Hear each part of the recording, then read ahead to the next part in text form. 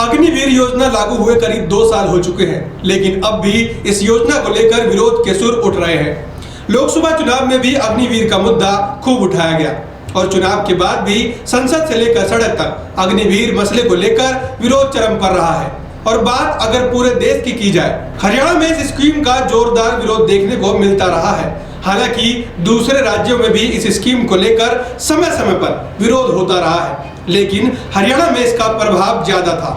इसके पीछे एक वजह बताई जा रही है कि इस राज्य से बड़ी संख्या में लोग सेना में जाते हैं, ऐसे में विरोध होना लाजमी था।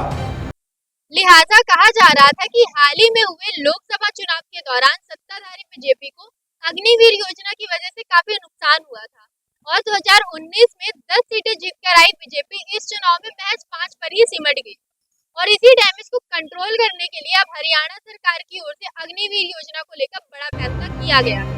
हरियाणा में इस साल के अंत तक विधानसभा चुनाव होने हैं, लिहाजा राज्य में सभी पार्टियों ने अपनी जीत के लिए एड़ी चोटी का जोर लगा दिया है। ऐसे में अग्निवीर को लेकर हरियाणा सरकार की ओर से बड़ा फैसला किया गया है। सरकार ने अग्निवीर के लिए आरक्षण का ऐलान किया है। सीएम सैनी ने ऐलान करते हुए राज्य की सरकारी नौकरियों में अग्निवीर को 10% आरक्षण की घोषणा की है।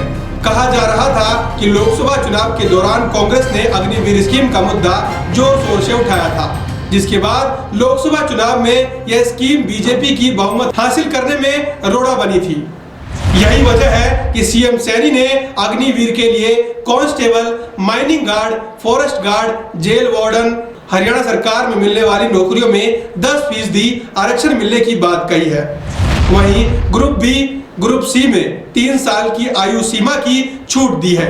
इसके साथ ही पहले बैच को 5 साल की छूट दी जाएगी।